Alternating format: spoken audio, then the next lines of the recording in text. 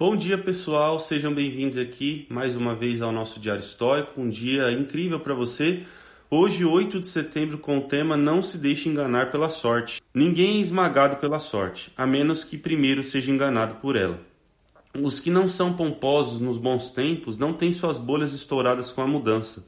Contra ambas as circunstâncias, a pessoa estável mantém sua alma racional e invencível, pois é precisamente nos bons tempos que elas provam sua força contra a adversidade. Sêneca, em sua carta Consolação à minha mãe Hélvia. Em 41 d.C., Sêneca foi... Aqui eu acredito que tem um erro de digitação, pessoal.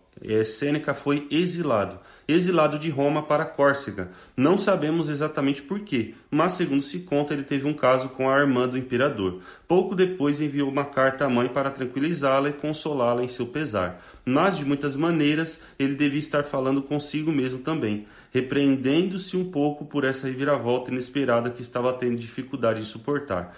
Ele tinha conseguido alcançar algum grau de sucesso político e social, talvez tivesse perseguido alguns prazeres da carne.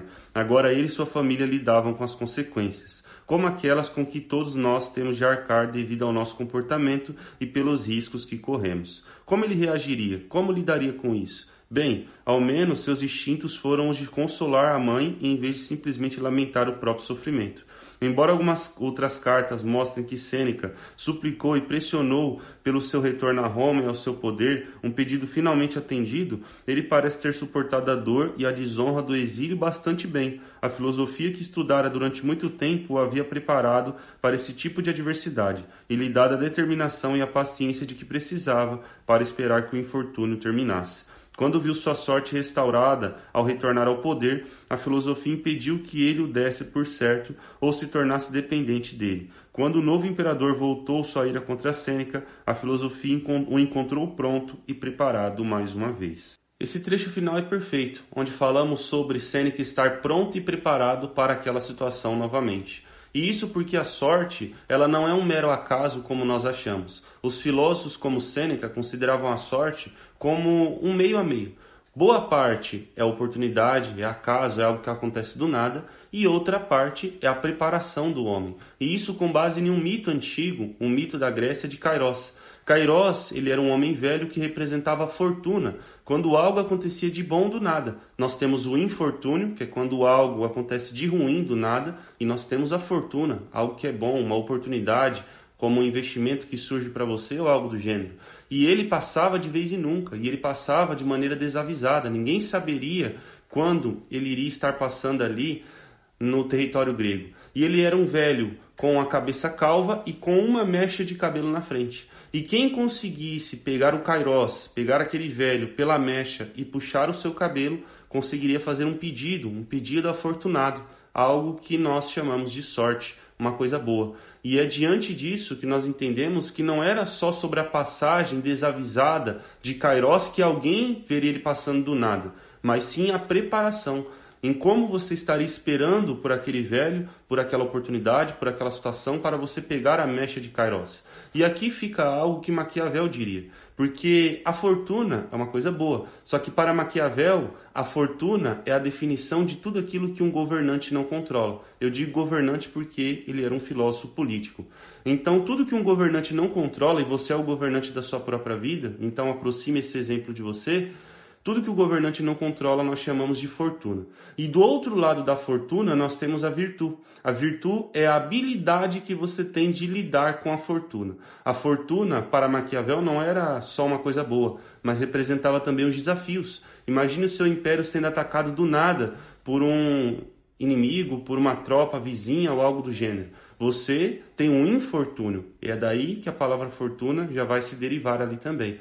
E aí você tem que utilizar da sua virtude, a capacidade que o governante tem de lidar com as oportunidades da vida. E as oportunidades podem acontecer em momentos bons ou em momentos ruins. Se você para analisar um pouco da Bolsa de Valores americana, boa parte das empresas que estão ali listadas, empresas que são capitalizadas na bolsa, elas surgiram em momentos de crise. A crise de 2008, crise imobiliária, crise agrária e coisas do gênero. Porque diante da crise nós temos um problema e diante de um problema nós temos que recorrer a uma solução.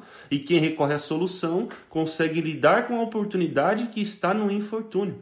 É exatamente isso que eu quero que você leve para a sua vida a partir de hoje. A sorte não é acaso. A sorte nada mais é do que a oportunidade que encontra o homem preparado. A sorte nada mais é do que a pessoa que possui a virtude, a habilidade de lidar com os infortúnios diante da fortuna, diante do destino, diante dos acontecimentos externos.